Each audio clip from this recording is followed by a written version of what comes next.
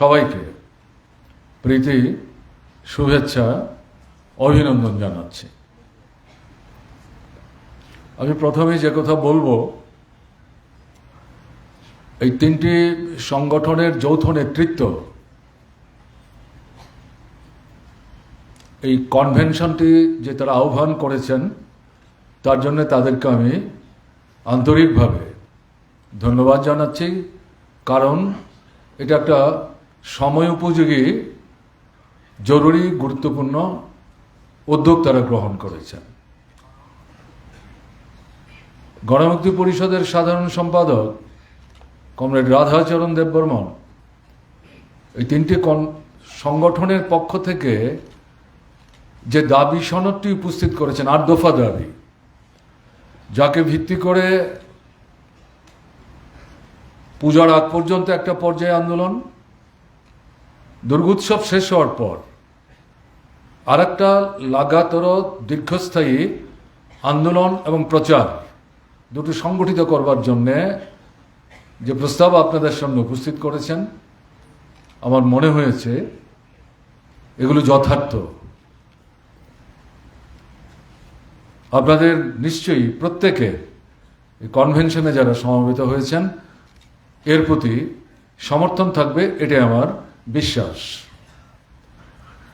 এর কোনো কিছুই কিন্তু কার্যকরী এবং রূপায়িত করা যাবে না যদি সাংগঠনিক কোনো উদ্যোগ না থাকে। এবং তাই আমি যেটা লক্ষ্য করেছি, কমরেড রাধাচরণ দেববর্মন এই তিনটি সংগঠনের পক্ষ থেকে বিশেষ করে গণমুক্তি পরিষদ সম্পর্কে সাংগঠনিক কতগুলি সুনির্দিষ্ট পদক্ষেপ উদ্যোগ গ্রহণ করবার জন্যে আপনাদের দৃষ্টিগোচরে বিষয়গুলি নিয়ে যাওয়ার চেষ্টা করেছে। এগুলো আলাদা করে সমর্থনের প্রশ্ন না, এটা সাংগঠনিক সিদ্ধান্ত। গণমুক্তি পরিষদের কেন্দ্রীয় নেতৃত্ব এগুলি গ্রহণ করেছেন, এগুলো ব্যাখ্যা করে আপনাদের সামনে উপস্থিত করার চেষ্টা করেছেন। কিন্তু আমার মনে হয়েছে এই পরিস্থিতিতে সাংগঠনিক এই উদ্যোগগুলি যদি গ্রহণ করা না যায়, দাবি যতই যথার্থ হোক, প্রচার এবং আন্দোলনের কর্মসূচি যতটাই মনোজ্ঞ হোক, এটা কিন্তু বাস্তবায়িত করা যাবে না। এটা অল্প একটা অংশের মধ্যে সীমাবদ্ধ থাকবে। এখন কিন্তু লক্ষ্য উদ্দেশ্যটা অল্প সংখ্যকের মধ্যে এই প্রচার এবং আন্দোলনটাকে সীমাবদ্ধ রাখা না, এটা ব্যাপক পরিসরে নিয়ে যাওয়া। সেদিক থেকে আমি যখন শুনছিলাম এবং আমার কাছে এটা আগেই পাঠানো হয়েছিল, আমি দেখেও ছিলাম, তাতে আমার মনে হয়েছে এই সাংগঠনিক উদ্যোগগুলি এই সময়ে খুব জরুরি এগুলো, এবং সঙ্গে সঙ্গে এই আন্দোলন সংগ্রাম দুটোকে সম্পৃক্ত করে তিনটা সংগঠনের পক্ষ থেকে উদ্যোগ গ্রহণ করতে হবে। আমি এগুলোকে সমর্থন করেই দু চারটি কথা আপনাদের সামনে আমি উপস্থিত করার চেষ্টা করব। এখানে কমরেড রাধাচরণ যখন বিষয়গুলো উপস্থিত করছিলেন, তাতে কিছু ইস্যু ধরে ধরে বিকৃতভাবে যে ইতিহাসকে উপস্থিত করার চেষ্টা হচ্ছে, পরিকল্পিত সচেতনভাবে জনগণকে বিভ্রান্ত করার লক্ষ্য নিয়ে, বিশেষ করে তরুণ প্রজন্ম, উপজাতীয়াংশের মধ্যে যারা যুব অংশ স্কুলে কলেজে বিশ্ববিদ্যালয়ে পড়াশোনা করছেন, অতীত হয়তো খুব একটা তারা ঘাটাঘাটি করতে অভ্যস্ত না, তাদেরকে বিভ্রান্ত করে বিপদগামী করার একটা পরিকল্পিত প্রচেষ্টা চলছে। এটা মনে করার কারণ নেই, এটা এই সাময়িক একটা ব্যাপার। এই ধারাবাহিকভাবে 60-এর দশকের মাঝামাঝি সময় থেকেই এটা শুরু হয়েছে।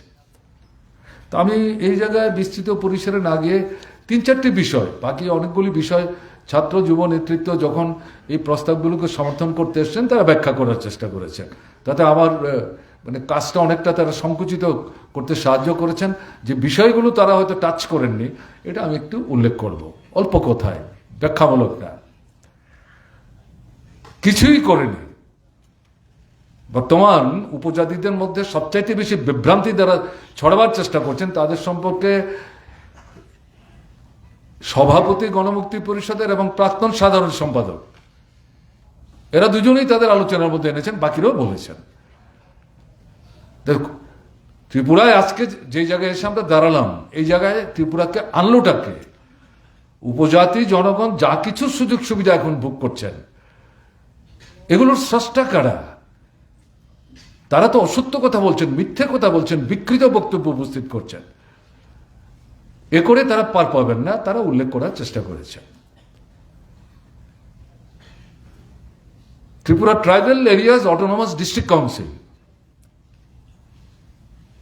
ভারতের কমিউনিস্ট পার্টি মার্ক্সবাদী ছাড়া, গণমুক্তি পরিষদ ছাড়া, প্রধানত আমি বলছি, ত্রিপুরার কোন রাজনৈতিক দল এটাকে সমর্থন করেছেন বা মুখের সমর্থন করলো এটাকে কার্যকরী বাস্তবায়িত করার জন্য লড়াই সংগ্রামের ময়দানে উদ্যোগ নিয়েছেন? নেয়নি। বিশ্বাসঘাতকতা করেছে, পেছন থেকে ছুরি মারার চেষ্টা করেছে। গণমুক্তি পরিষদ উদ্যোগ নিয়েছিল সম্মিলিতভাবে, শুধু উপজাতি না,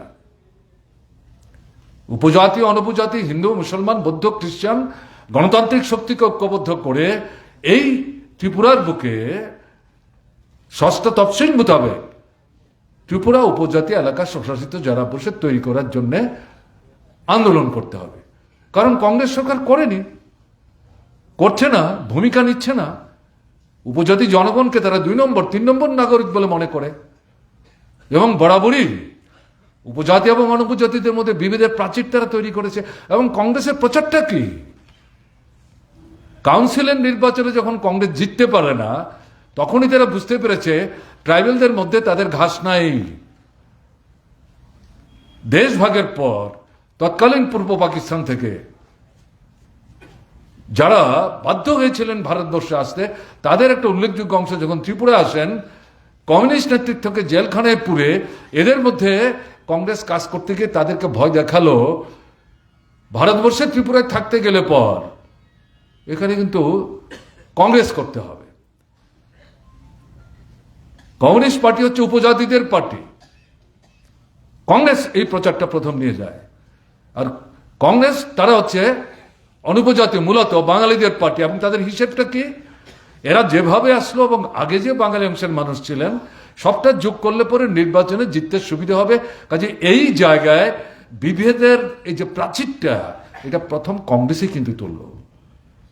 সেখান থেকেই প্রতিনিয়ত উপজাতি জনগণকে কি করে পেছনের দিকে ঠেলে রাখা যায় তার চেষ্টা শুরু হয়েছে, আজও তা চলছে। এরকম পরিস্থিতির মধ্যে গণমুক্তি পরিষদ উপলব্ধি করেছিল, মার্ক্সবাদী কমিউনিস্ট পার্টির সাথে আলাপ আলোচনা করে, এটা শুধু উপজাতিদের আন্দোলন না, সামগ্রিক গণতান্ত্রিক আন্দোলন।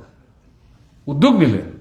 উপজাতি যুব সমিতি 67 সালে তৈরি হয়েছে। এটা কংগ্রেসের মস্তিষ্ক প্রসূত, তাদের সন্তান। রাজবাড়িতে পরামর্শ করে এটা হয়েছে। এগুলো বললেই তারা খেপে যায়, আমাদের চুপ থাকতে বলে। তাদের কথায় আমরা চুপ থাকবো নাকি? তো এই জায়গায় গণমুক্তি পরিষদ, দশরথ দেব, সুধন্য দেববর্মা, হেমন্ত দেববর্মারা, তারা কিন্তু সংকীর্ণতা দেখায়নি। উপজাতি যুব সমিতি জন্মের পর থেকেই তো আক্রমণ করছে গণমুক্তি পরিষদকে। আমরা লালাও না, সাদাও না। আসলে গোপনে গোপনে সাদার সাথে সলা পরামর্শ করে চলছে কমিউনিস্টদের কি করে বিচ্ছিন্ন করা যায়। এরা মনেই করছে কমিউনিস্টদের বিচ্ছিন্ন করতে পারলে পর গণমুক্তি পরিষদকে দুর্বল করা যাবে, তাহলে শোষক শাসকদের স্বার্থে এই রাজ্যটাকে লুণ্ঠন করা যাবে। এরকম একটা জায়গায় দাঁড়িয়ে জেনে বুঝেও সবাইকে নিয়ে ঐক্যবদ্ধভাবে এই ট্রাইবাল এরিয়াজ অটোনমাস ডিস্ট্রিক্ট কাউন্সিলের জন্য আন্দোলন করার চেষ্টা করেন। তাতে কি হলো? উপজাতি যুব সমিতি তারা বললেন বিশুদ্ধ উপজাতি আন্দোলন করতে হবে, আমাদের ট্রাইবেলদের জন্য আমরা এডিসি চাইছি, তাতে বাঙালিরা আসবে কেন?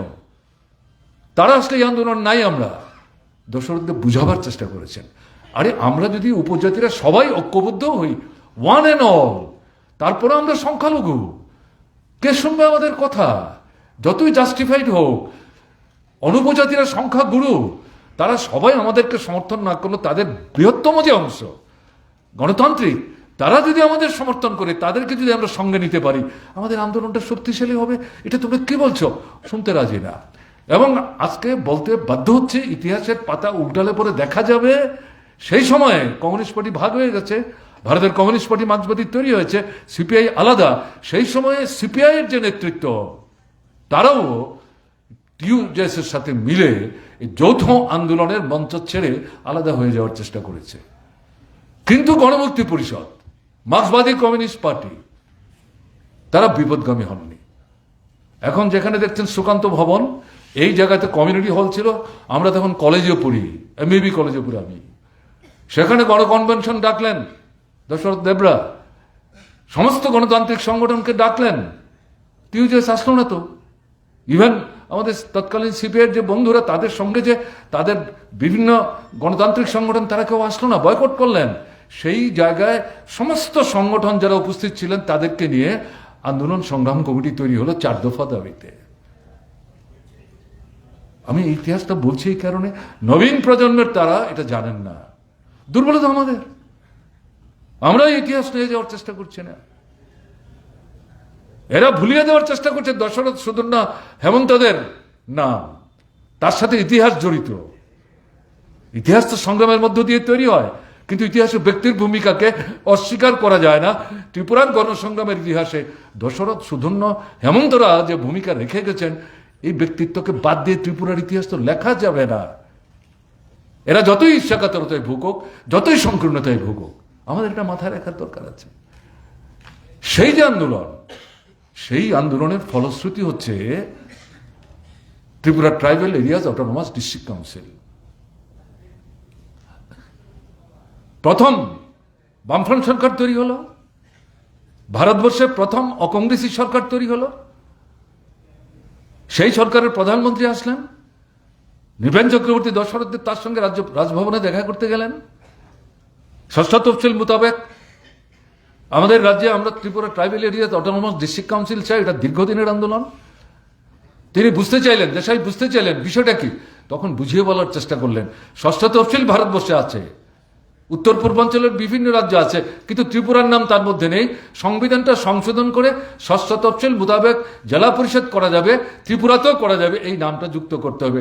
দেশাই হাত জোর করে বললেন, দেখুন আমি তো এই সংবিধানের উপর আক্রমণ করার বিরুদ্ধে কথা বলেছি বলেই ইন্দিরা গান্ধী আমাকে জেলখানায় পাঠালেন, আমি কিন্তু এই সংবিধানের গায়ে হাত দেব না। এটাকে বাদ দিয়ে যদি আপনারা জেলা পরিষদ অন্যভাবে করতে পারেন, কোনো আপত্তি নেই, সব দিক থেকে সাহায্য করব, সংবিধান সংশোধন করা যাবে না। হি ওয়াজ এ টাফ নাট, এটা জানা ছিল, এক কথার মানুষ। সে যখন এটা বলল দেশের প্রধানমন্ত্রী, আমরাও কিন্তু বাইরে থেকে তাকে সমর্থন করছি। না যখন করেছে, নাই সে করবে না, এই পরিস্থিতিতে বামফ্রন্ট সরকার আলোচনা করে বের করলো সপ্তম তফসিল মোতাবেকে এই ত্রিপুরায় জেলা পরিষদ হবে। নির্বাচনের প্রস্তুতি শুরু হলো, কারা দাঙ্গা বাঁধালেন? আমাদের নবীন প্রজন্মের বন্ধুদের বুঝতে হবে। বাজার বন্ধ 7 দিনের জন্য, গ্রামের বাজার বন্ধ। আসল উদ্দেশ্য কি? নির্বাচনটাকে ভণ্ডুল করবার জন্য দাঙ্গা বাঁধাও। কারণ বামফ্রন্ট সরকারের উদ্যোগে সপ্তম তফসিল মোতাবেকে যদি জেলা পরিষদ হয়ে যায়, তাহলে তার বিরুদ্ধে বলবো কি? গণমুক্তি পরিষদের বিরুদ্ধে বলবো কি? এটা আনারস কেনা এবং কাটা নিয়ে লেম্বু ছড়াই গুলমাল। আমার এখনো মনে আছে, সেদিন আমরা ছাত্রদের একটা শিক্ষা শিবির করছিলাম কৈলাস শহরে, সেখান থেকে দাঙ্গা লেগে গেল। কত মানুষ মারা গেলেন, কতজন ট্রাইবেল, কতজন নন ট্রাইবেল, এই হিসেব করবো আমরা? মানুষ তো মানুষ। কতদিন চললো এই দাঙ্গা? কেন বেশি দিন নিয়ে যেতে পারলো না? কারণ বামফ্রন্ট সরকার দাঙ্গাবাজদের পক্ষে না। ওই মণিপুর দেখছেন তো কেন জ্বলছে? একটা সরকার যদি দাঙ্গাবাজদের পক্ষে থাকে, তাহলে এই দাঙ্গা চলতেই থাকে, আগুন নিভে না। কিন্তু বামফ্রন্ট সরকার দৃঢ়তা, বলিষ্ঠতা নিয়ে যে ভূমিকা নিয়েছেন, তাতে এই দাঙ্গা বেশি দূর তারা নিয়ে যেতে পারেনি। আমার এখনো মনে আছে, এই নৃপেন চক্রবর্তীর কোয়ার্টারে, তখন তিনি মুখ্যমন্ত্রী, সন্ধ্যার পর বিএসএফ এর অফিসার এসছেন, তিনি এসে তার সাথে কথা বলছেন। তাকে চা মিষ্টি দেয়নি, চার সাথে মুড়ি দিয়েছে। পাশে বসে তার সঙ্গে কথা শুনছিলাম। তিনি বলছিলেন, মিস্টার চক্রবর্তী, আপনার রাজ্যে তো ট্রাইবেল বাঙালি আর একসাথে বসবে না। তিনি এই দুটো হাত এরকম করে বুকের মধ্যে বগল দাবা করে বলছেন, তুমি ত্রিপুরা চেনো না। Yes, you have come to help us, we are grateful to you, please help us. After some time you will be able to see how does the people between tribal and non-tribal can move together. This is the historical background and this will be the history of Tripura. আমার তো এখনো মনে আছে, ওই বাড়িতে তখন ওই আমাদের এই কমরেডরা থাকতেন। তখন কি হলো, 1.5 থেকে 2 মাসের ব্যবধানে এই চিলড্রেন্স পার্কে শান্তির একতিতে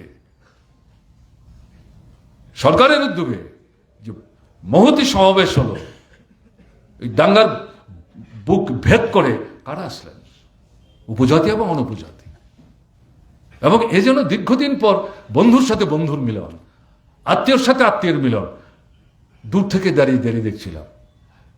তো এই জায়গাটাতে এই ইতিহাস, এই যে কলঙ্কজনক ইতিহাস তাদের, এটাকে লুকিয়ে রাখার জন্য, নূতনদের কাছ থেকে এটাকে চেপে রাখার জন্য, এদেরকে বিভ্রান্ত করার জন্য এই কথাগুলো বলছেন। আমি তার জন্য সংক্ষেপে কথাটা বললাম।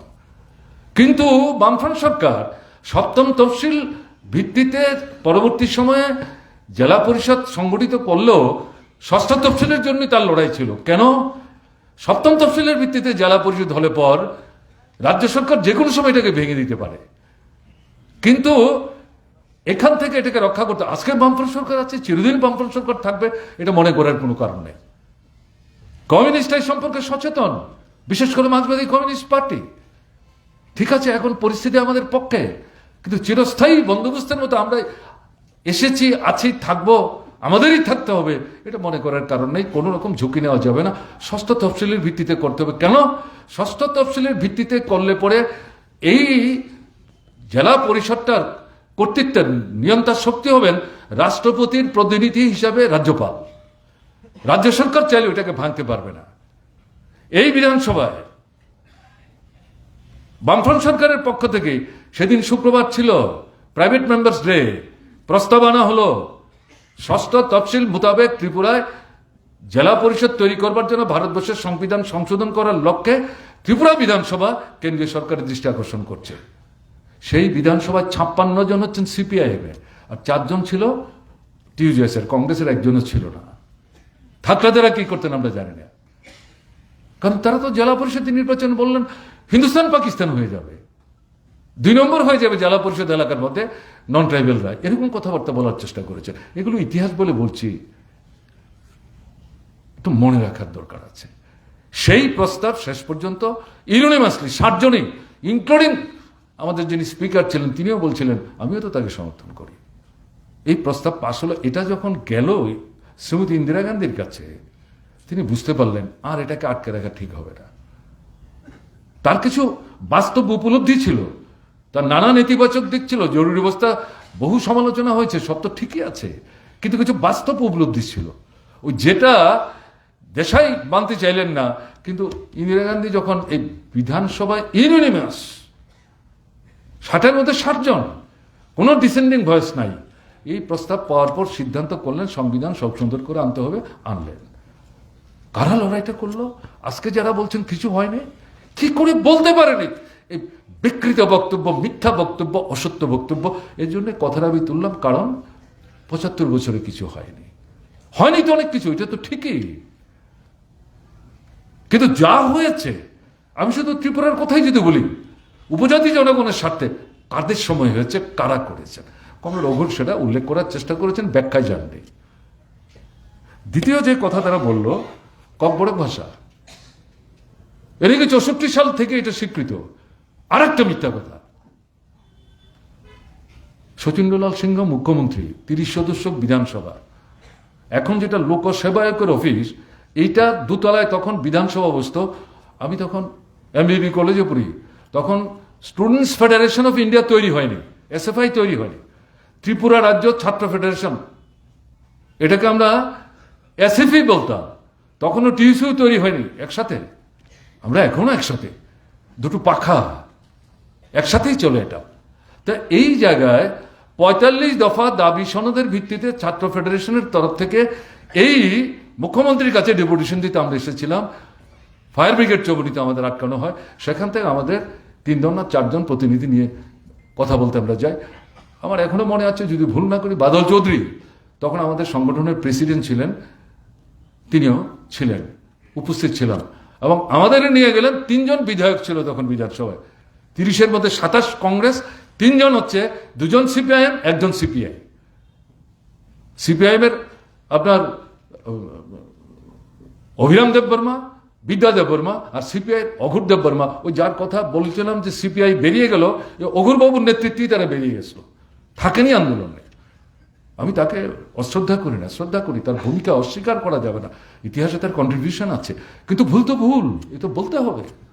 তো এই জায়গায় আমরা যখন গেলাম, অন্য বিষয়ে যাচ্ছি না, অন্যতম দাবি ছিল ককবরক ভাষায় আমরা কি বলেছি, সরকারি ভাষার কথা বলিনি, ক্লাস 5 পর্যন্ত আমাদের ট্রাইবেল ছেলে মেয়ে যারা মায়ের ভাষা, এখনো মায়ের বুকের দুধ তাদের ঠুটে লেগে আছে, তাকে যদি অন্য একটা ভাষায় ক্লাসে পড়তে বলো, সে কি করে পড়বে? তার ভাষায় তাকে অন্তত ক্লাস 5 পর্যন্ত পড়ার ব্যবস্থা করো। শচীন সিং আমাদের দিয়ে তাকিয়ে বলছে, তুমি বাঙালি না ট্রাইবেল? আমার এখনো মনে আছে, আমি যখন শুনছিলাম কথা, তখন আমার এই পুরনো কথা মনে হচ্ছে। আমি তখন বলছিলাম, আমি ভারতীয়, আমি আগে ভারতীয়। কেন আপনি এই প্রশ্ন করছেন? আমাদের তিনি বলছেন তোমরা কি জানো যে ত্রিপুরা ট্রাইবেলরা বাংলা জানে সবাই? তো অদ্ভুত কথাবার্তা বলছেন। তো তারা তো বাধ্য হচ্ছেন। দোকান থেকে যে জিনিস কিনতে গেলে পরে তিনি ককবরক বললে সবাই বুঝবে না, কারণ ট্রাইবেলরা তো ব্যবসা বাণিজ্যে তখন আসেনি সেইভাবে। ওষুধ কেনা থেকে শুরু করে যাই তিনি কিনেন, ডাক্তার থেকে শুরু করে মাস্টার মশাই সবই তো নন ট্রাইবেল। সে তো বাধ্য হচ্ছে, এর জন্য সে তার নিজের মাতৃভাষায় পড়তে পারবে না। পোশাক দিয়ে তো ট্রাইবেলকে বাঙালি বোঝা যাবে না, এটা তার অস্তিত্ব, জাতিসত্তার নিদর্শন। আপনি এটা মুখ্যমন্ত্রী কি বলছেন? আপনি স্বাধীনতা সংগ্রামী বলছে, চোখ রাঙিয়ে আমাদের বুঝাবার চেষ্টা করো না। আমি আজকে আপনাদের বলতে বাধ্য হচ্ছি, যদিও পরে আবার মনে হয়েছে এভাবে না বললেই বোধহয় ভালো হতো। বলছে আপনাকে বলছি, আপনি কানে ধরে, দুহাতে কানে ধরে ত্রিপুরার উপজাতি জনগণের কাছে ক্ষমা চান যে আপনি এরকম কথা বলতে পারলেন। 3 জন যে এমএলএ ছিলেন আমাদের সঙ্গে, তারা জিভ বের করে দাঁত দিয়ে কাটছেন, অর্থাৎ কি কথা বলছি, এটা ক্ষোভের থেকে বলছিলাম। এ হচ্ছে কংগ্রেস। করেনি তাদের সঙ্গে তো টিউজিএস গেল, তাদের সরকারের সময় তো আমরা দেখেছি এই ভাষাটাকে যখন স্বীকৃতি দিল বামফ্রন্ট সরকার, দ্বিতীয় রাজ্য ভাষার মর্যাদা দিল। শুনছিলেন যে নোট লিখতে আরম্ভ করেছিল ককবরক ভাষায়, এখন এগুলো সমস্ত বেমালুম ভুলে গেছে। তাদের সরকারের সময় ভাষাটা বিকশিত করার জন্য কোনো ভূমিকা নেয়নি। এখন কি বলে দিচ্ছেন এটা কে বলেছে? বামফ্রন্ট সরকার। এগুলো তো অনেক আগে কোন আগে হয়েছে, কখন হয়েছে? তো অসত্য কথা। এই সত্যগুলো আমাদের নবীন প্রজন্মের কাছে নিয়ে যেতে হবে, পুরনোদের মধ্যে যারা এখনো গণমুক্তি পরিষদ করেন অথবা টিএসইউর পরিচালনা করার ক্ষেত্রে সাহায্য করেন বা গণতান্ত্রিক আন্দোলনের সাথে যুক্ত আছেন। কারণ এগুলি না বললে বর্তমান লড়াইটাতে আপনি সবাইকে টানতে পারবেন না। এ শুধু ইতিহাস বলার জন্য ইতিহাস না, সত্যকে উপস্থিত করা।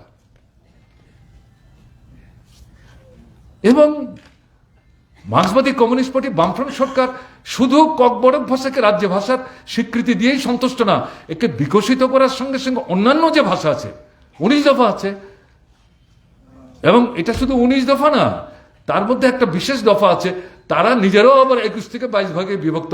এর মধ্যে নানা ধরনের ভাষা, নানা রকম ডায়ালেক্ট আছে।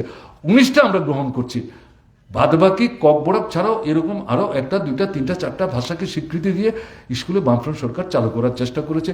শুনেছেন আপনারা, রাধাচরণ বলেছে এমএ ক্লাসে স্পেশাল সাবজেক্ট হিসাবে পড়ার ব্যবস্থা এখন সমস্ত বাতিল, শেষ করে দিয়েছে। কোথায় তারা? উপজাতি দরদিরা, তারা তো কোনো কথা বলছেন না, প্রতিবাদ করছেন না, তো অসত্য কথা বলছেন। ফলে এই কারণে কথাগুলো বলতে হচ্ছে। সাহিত্য, উপজাতি ভাষার যে সাহিত্য, বামফ্রন্ট সরকার আসার পর এটা ফুলে ফুলে পল্লবিত হয়েছে। তার সঙ্গে আমি যদি বলি সংস্কৃতি, শিক্ষা বাদ দিয়ে সংস্কৃতি না, সংস্কৃতিকে বাদ দিয়ে শিক্ষা না। উপজাতিদের নাচ, গান, যন্ত্র পৃথিবীর দরবারে নিয়ে গেছে বামফ্রন্ট সরকার। আর রাজবাড়িতে অনুষ্ঠান বসতো বাইরের শিল্পীদের এনে। কজন ট্রাইবেল শিল্পী এখানে নাচ গান করার সুযোগ পেয়েছেন? আমি এর জন্য বর্তমান যারা এই পরিবারের লোক তাদেরকে তো আমার দায়ী করা ঠিক না, আমি ইতিহাসকে উল্লেখ করার চেষ্টা করছি। এটা ঠিক, ভারতবর্ষের সেরা সেরা শিল্পীরা এসছেন। আমাদের তৎকালীন রাজা মহারাজারা, তারা আপনার বুদ্ধা ছিলেন, এই সমস্ত গান বাজনা এগুলির সাথে নিজেরা যুক্ত ছিলেন, ছবি আঁকতেন। এটাকে তো অস্বীকার করছি না আমরা, কিন্তু ইতিহাসের সঙ্গে মিলিয়ে বামফ্রন্ট সরকার আসার পর বাইরের বড় বড় শিল্পীদের আসার ক্ষেত্রে তো কোনো বাধা দিত না। কিন্তু আমাদের রাজ্যে যারা বড় শক্তি ছিলেন, তাদের যে সংস্কৃতি, একটা সংস্কৃতি ছাড়া, শিক্ষা ছাড়া একটা জাতি যতই দুর্বল হোক তার বিকাশ তো সম্ভব না। এটাকে রক্ষা করা, বিকশিত করার ভূমিকা নিতে হবে। সেই জায়গায় বামফ্রন্ট সরকার এগুলো নিল। কিন্তু এরপরে তো কেউ এটার দিকে নজর দিচ্ছে না, আবার সে আবার পুরনো জায়গায় চলে যাচ্ছে। ত্রিম উৎসব হয়, সেখানে কোথেকে আসে শিল্পীরা, কারা আনেন তাদেরকে, লক্ষ লক্ষ টাকা কারা খরচ করেন। যারা যারা কিছু কিছু দেখবার সুযোগ পান আপনারা নিজেরাই বুঝতে পারেন কি চলছে। এটা ট্রাইবাল শিল্প সংস্কৃতির বিকাশ না। এখন এফআরএ, ফরেস্ট রাইট অ্যাক্ট, যেটা এসছে 9 আগস্টের আন্দোলনের জন্য যে 3টা স্লোগান বলা হয়েছে, তার মধ্যে এটা অন্যতম। ত্রিপুরাতে কংগ্রেস সরকারের বিরুদ্ধে উপজাতি অনুপজাতি অংশের মানুষের ঐক্যবদ্ধ যে লড়াই, তাতে গণমুক্তি পরিষদ যে গুরুত্বপূর্ণ ভূমিকা নিয়েছে, তার অন্যতম প্রধান স্লোগান সেই সময় ছিল বনদস্যুদের আক্রমণ থেকে উপজাতিদের রক্ষা করো। ফরেস্ট জুলুম, এটা কমিউনিস্ট আন্দোলনের অন্যতম গুরুত্বপূর্ণ প্রথম সারির প্রথম 5টা দাবির মধ্যে একটা। আমরা তখন কমিউনিস্টও বুঝি না, কংগ্রেসও বুঝি না। স্কুলে পড়েছি, কলেজে ভর্তি হবে এরকম একটা সময় পেরাতিয়ায় ঘটনা ঘটলো, কেউ বলেনি আমাদের। আমি উদয়পুরের ছেলে, ব্যায়ামাগার থেকে ব্যায়াম শেষ করে মোটর স্ট্যান্ডে গিয়ে একটা গাড়ি বের করে নিয়ে আমরা ব্যায়ামে করার যে বন্ধুরা ছিলাম, চলো যাইতে এখানে কি হলো একটু দেখে আসি গিয়ে। ওই তখন কমিউনিস্ট পার্টির নেতৃত্বের চোখে পড়ি আমরা। সেখান থেকে তারা আমাদেরকে পিক আপ করার চেষ্টা করে, গিয়ে দেখেছি আমরা সেখানে কংগ্রেস সরকার। কুকুরটা পর্যন্ত সে পাহাড়ের গায়ে থাকতে ভয় পায়, দূর থেকে যখন মানুষ দেখেছে কুকু করে পালিয়ে গেছে। এমন ভাবে সেখানে আক্রমণ সংঘটিত হয়েছে। পেরাতিয়া কত দূর, মাতার বাড়ি পার করে আপনি সামনের দিকে গর্জি যান, তার যা আগেই তো বা হাতে পড়বে। সেখানে গিয়ে তখন এখানে এখন গাড়ি যায়, বামফ্রন্ট সরকার আসার পর তখন পায়ে হেঁটে রাস্তায় গাড়ি রেখে আমাদের যেতে হয়েছে। এই ছিল ঘটনা। তো এর জন্য লড়াই আমরা যেমন ত্রিপুরায় করছিলাম, গণমুক্তি পরিষদ, মার্ক্সবাদী কমিউনিস্ট পার্টি, দেশের অন্যান্য জায়গায় যেখানে কমিউনিস্ট আন্দোলন একটু শক্তিশালী, সেখানে উপজাতি অংশের মানুষদের নিয়ে লড়াইটা হচ্ছিল, বিশেষ করে মহারাষ্ট্র, পশ্চিমবাংলা এবং কেরালায়। অন্ধ্র তখনও ভাগ হয়নি অন্ধ্র। তো এই জায়গায় বামফ্রন্ট সরকার, আমরা আমাদের রাজ্যে ফরেস্ট জুলুম বন্ধ করার ব্যবস্থা করেছি, কিন্তু একটা অধিকার প্রতিষ্ঠা করতে হবে।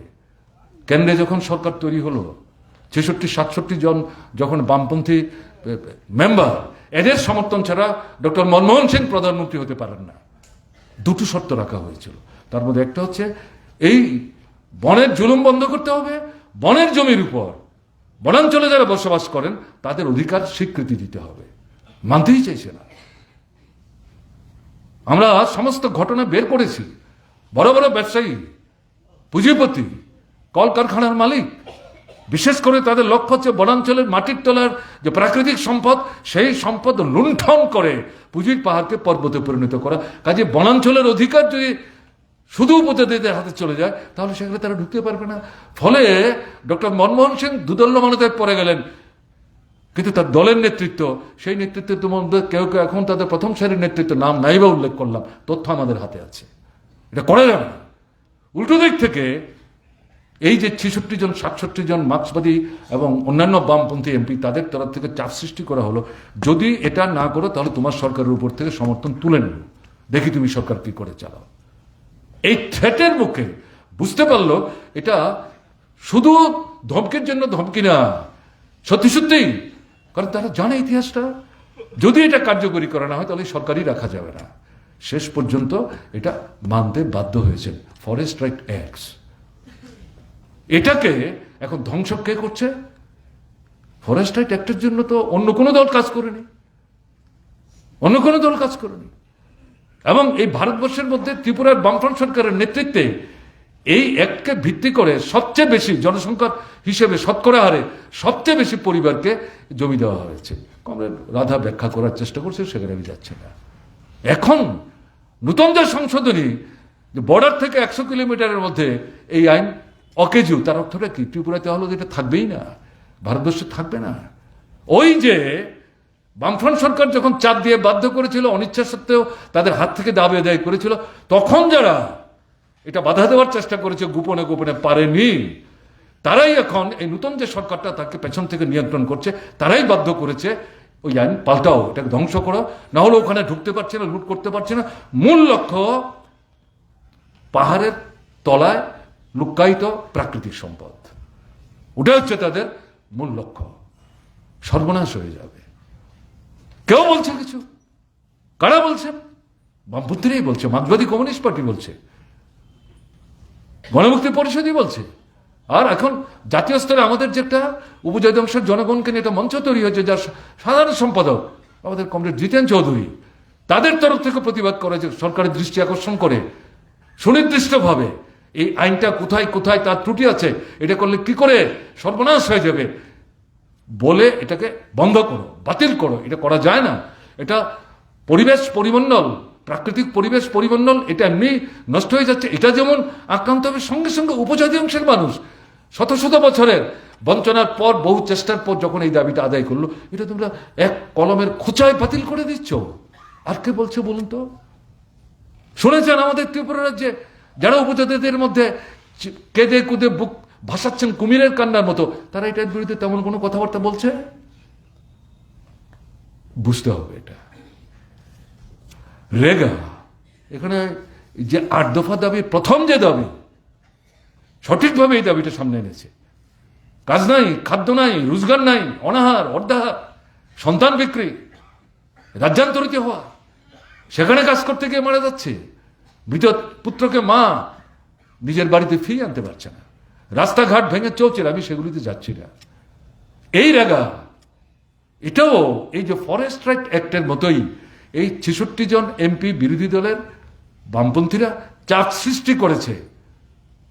ন্যূনতম যে কর্মসূচি সহমতের ভিত্তিতে তৈরি করে সরকার তৈরি হয়েছে, তার মধ্যে একটা প্রভিশন ছিল গ্রামের এবং শহরের যারা গরিব মানুষ, শ্রমজীবী মানুষ, তাদের প্রাত্যহিক একটা নিশ্চিত আয়ের ব্যবস্থা করতে হবে।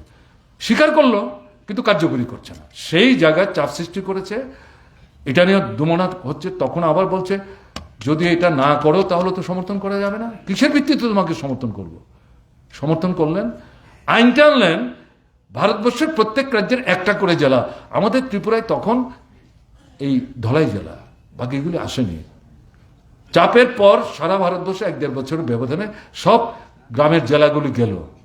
নগরের যে গরিব মানুষ, তাদেরকে এর মধ্যে তারা ঢুকালো না। কে করলো লড়াইটা? এটা বাতিল করার জন্যে এই সরকার ১৪ সালের পর এই যখন এই আইনটা হয়, তাতে শোষক যারা সস্তায় মজুর খাটিয়ে তাদেরকে নিংড়ে নিয়ে যারা মুনাফার মানে বিত্ত বৈভব তৈরি করেন, তারা তখনই বিরোধিতা করেছিল। যেমন আপনার এফআরএল ক্ষেত্রে বিরোধিতা করেছিল, আরে এটা করলে পরে আমরা মজুরকে শেষ পর্যন্ত বাধা দিয়ে রাখতে পারিনি, কারণ আমাদের চাপ ছিল।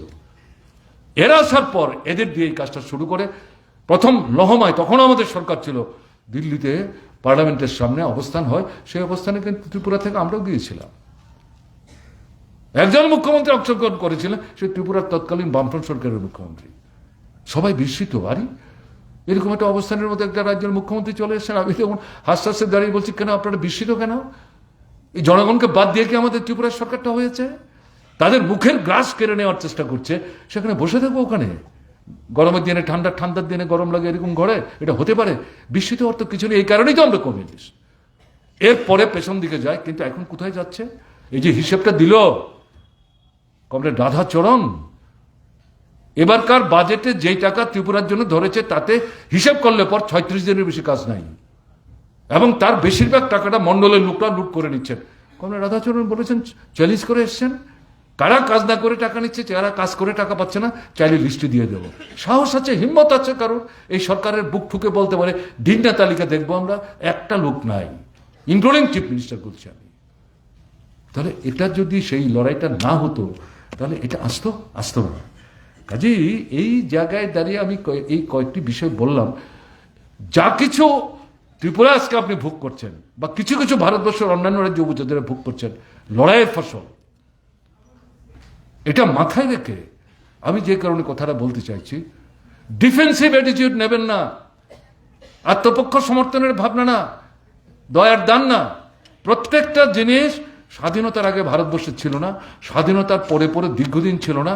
এটা গত ২০-২৫ বছরের লড়াইয়ের মধ্য দিয়ে কেন্দ্রের উপর চাপ সৃষ্টি করে আদায় করা হয়েছে। আপনি দেয়নি কেউ, আপনি লড়াই করে আদায় করেছেন। এটা হক আপনার। যদি ন্যায্য না হতো, এরা বাধ্য হতো না এটা দিতে। কাজেই যদি মনে করেন আমাদের একটু হাত কষলি টসলে বলবো টলবো দাক্ষিণের মতো করে দেবে, প্রশ্ন মোটেই তা না। উল্টো আপনি অ্যাগ্রেসিভ হবেন, অফেন্সিভ হবেন, আক্রমণাত্মক দৃষ্টি মানে কিন্তু লাঠিচূড়া নিয়ে যাওয়া না। ভাবনার দিক থেকে, চিন্তার দিক থেকে, চেতনার দিক থেকে, আন্দোলনের চরিত্রের দিক থেকে, জনগণকে সমবেত করার দিক থেকে বুক ঠুকে বলবেন, কে তোমাকে এগুলি হরণ করার অধিকার দিচ্ছে? তুমি জনবিরোধী, শত্রু, জনগণের শত্রু, বিশেষ করে উপজাতিদের শত্রু। কোনো মতে এটা আমরা হরণ করতে দেব না। আর যদি মনে করো আজকে সংখ্যার জুড়ে হরণ করবে, তোমার অস্তিত্ব বিপন্ন, কতদিন টিকে থাকবে? মানুষই তোমাদের ছুড়ে ফেলে দেবে। এটাই ইতিহাস। কাজে এই যে অ্যাটিচিউড, এই অ্যাটিচিউড নিয়ে যদি আপনি যেতে না পারেন, ভয় পাওয়ার কি আছে? আপনার কি হারাবার আছে? কি আর হারাবেন আপনি? ভয় তো ওরা পেয়েছে। না হলে পরে ফ্যাসিস্ট সন্ত্রাস কেন? গণতন্ত্রের উপর আক্রমণ কেন? ভোট লুট করে কেন? গোপনে গোপনে ষড়যন্ত্র করে কেন? ট্রাইবেলদের বিভ্রান্ত করার জন্য এই সমস্ত সুবিধাবাদী শক্তিকে বগল দেওয়া করে রাতের অন্ধকারে এই সলা পরামর্শ কেন? তাদের দুর্বলতা। জাতীয় ক্ষেত্রে জিনিস লক্ষ্য করে যাচ্ছে। কাজে আমার আপনার তো দুর্বল চিত্ততা নিয়ে আন্দোলন সংগ্রামের কথা চিন্তা করলে চলবে না। আক্রমণ আসবে, রক্ত ঝরবে, শহীদের মৃত্যুবরণ করতে হবে। আমরা কমিউনিস্ট পার্টি করি, গণমুক্তি পরিষদ তার মূল মতাদর্শগত ভিত্তি হচ্ছে মার্ক্সবাদ, লেনিনবাদ। জন্মের দিন থেকে তারা বলে যাচ্ছেন। গণমুক্তি পরিষদের যে নেতৃত্ব সেদিনের, তারাই তো ত্রিপুরায় কমিউনিস্ট আন্দোলনকে বিকশিত করার ক্ষেত্রে গুরুত্বপূর্ণ সাহসী ভূমিকা গ্রহণ করেছিলেন।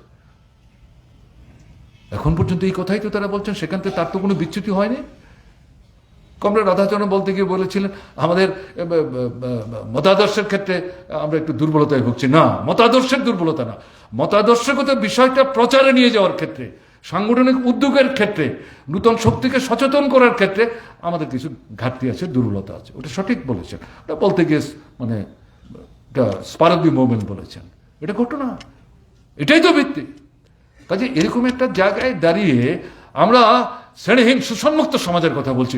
ত্রিপুরায় শুধু বামফ্রন্ট সরকার, বামফ্রন্ট সরকার, বামফ্রন্ট সরকার, এর জন্যই আমাদের কমিউনিস্টদের লড়াই মনে করলে ভুল করবেন। শুধু ত্রিপুরার একটা বামফ্রন্ট সরকার দিয়ে ত্রিপুরার এই 40 লক্ষ মানুষের জীবনের মৌলিক সমস্যার সব সমাধান আমরা করে দিতে পারবো, এটা আমরা কখনো মনে করি না। পাল্টাতে হবে জাতীয় নীতি, হটাতে হবে দিল্লির ক্ষমতায় যারা বসে আছেন জনগণের শত্রুরা। কাজেই তারা ওখানে বসে আছে সমস্ত ক্ষমতার অধিকারী, আর আমরা কমিউনিস্টরা মানুষের সংঘবদ্ধ করে তাদেরকে উৎখাত করার চেষ্টা করছি। তারা আমাদের জন্য রাস্তা ছেড়ে দেবে নাকি? এরকম ভাবনা, এরকম কল্পনা নিয়ে তো আমরা লড়াই করি না। এরকম কল্পনা নিয়ে তো ঝান্ডা আমরা হাতে নেয়নি। গণমুক্তি পরিষদ যেমন নেয়নি, মার্ক্সবাদী কমিউনিস্ট পার্টিও নেয়নি। নিশ্চয়ই আমাদের টিওআইএফ, টিএসইউ তারা এখন এই চেতনায় সমৃদ্ধ হচ্ছেন। কাজেই ওটাতে আমাদের হারাবার কি আছে? এটা মাথায় রাখতে হবে। এই কারণে বলছি বি অফেন্সিভ। এটা মাথায় রেখে যেত। পরিস্থিতির মধ্যে পরিবর্তন আসছে, একটা জায়গায় দাঁড়িয়ে নেই।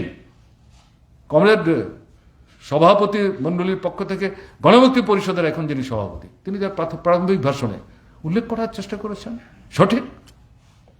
23-এর নির্বাচনের ফলটা কি? এরা তো পরাস্ত হয়েছে। সরকারে যারা আছেন তারা তো পরাস্ত। তারা 51 জায়গায় ভোট কমে তার 40 হয়েছে। তাদের বিরুদ্ধে 60 থেকে 61টা ভোট চলে গেছে।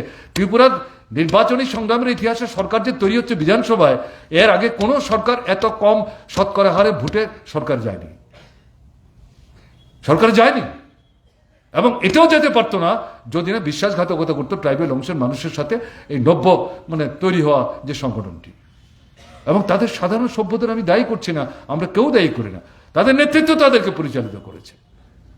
তারা এখন বুঝতে পারছেন, কপালে হাত দিচ্ছেন, কি সর্বনাশ হয়ে গেল, কি বলে ভোট নিল, এখন কাদেরকে সাহায্য করলো?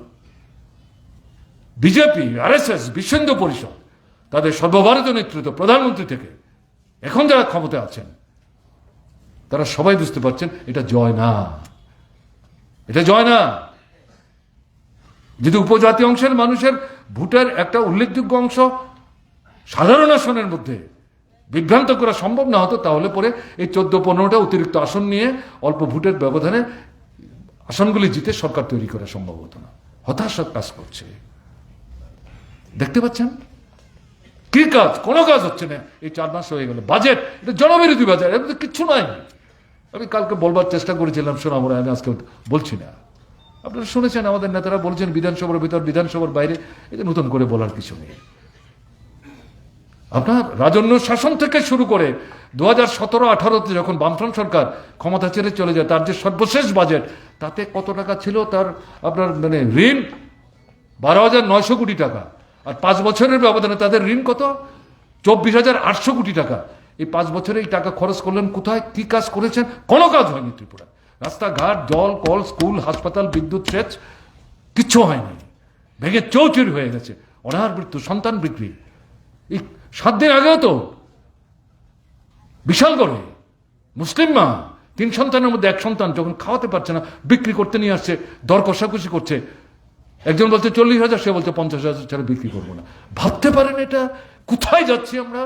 এরা কি করে কথা বলে? সরকারে বসে থাকে কি করে? কোনো কাজ নাই, লুণ্ঠন চলছে।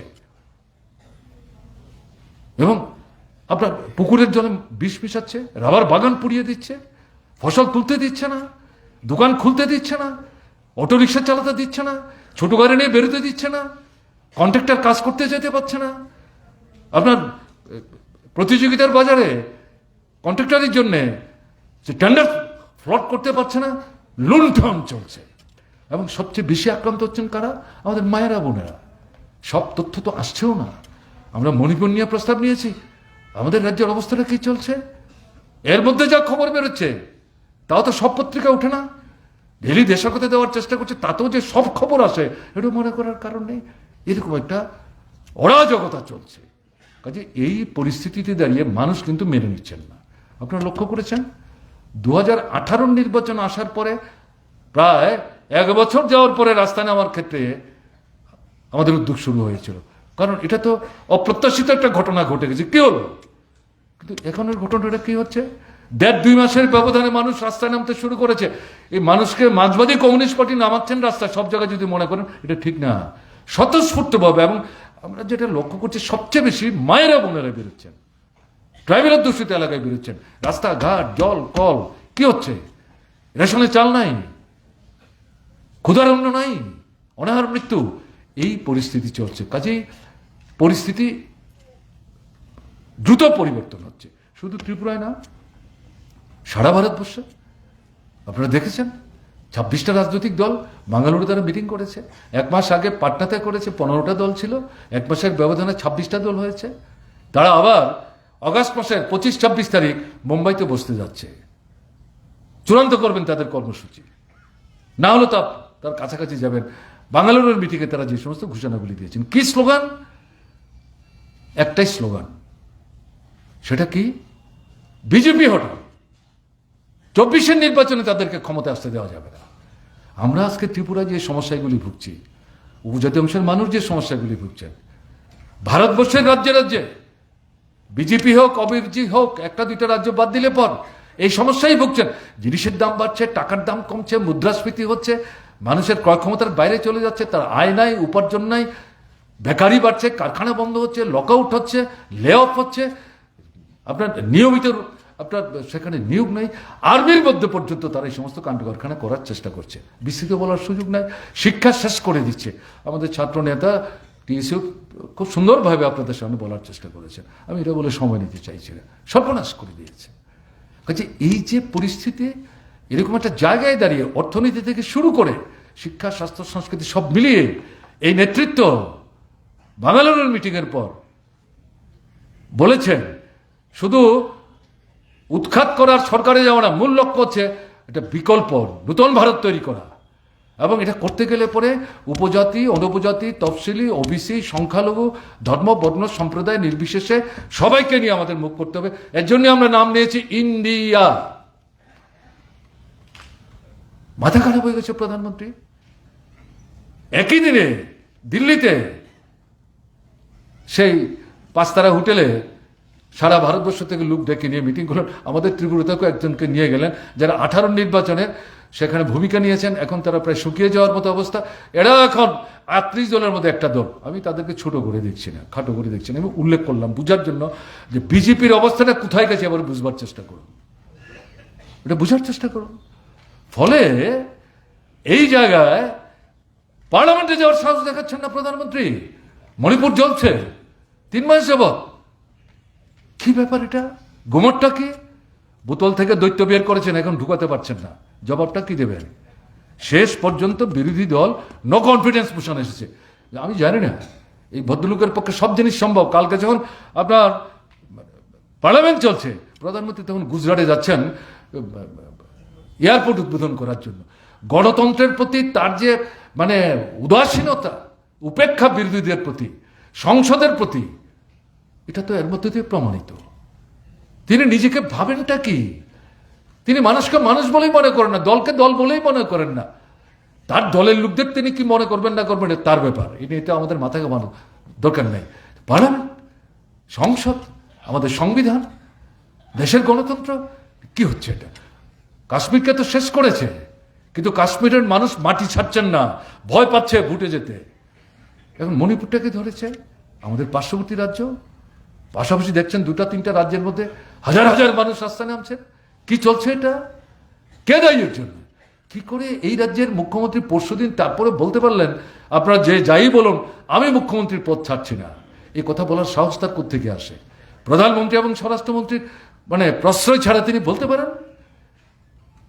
এদের যখন গুজরাটের মুখ্যমন্ত্রী এবং স্বরাষ্ট্রমন্ত্রী ছিলেন, তাদের দৌলতেই তো সেখানে দাঙ্গা হলো, সংখ্যালঘুরা আক্রান্ত হলেন, বুকচার্ড হলেন।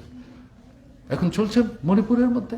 কাজে এই পরিস্থিতিতে দাঁড়িয়ে ভারতবর্ষের মানুষ সব দেখছেন, ছেড়ে দেবেন না।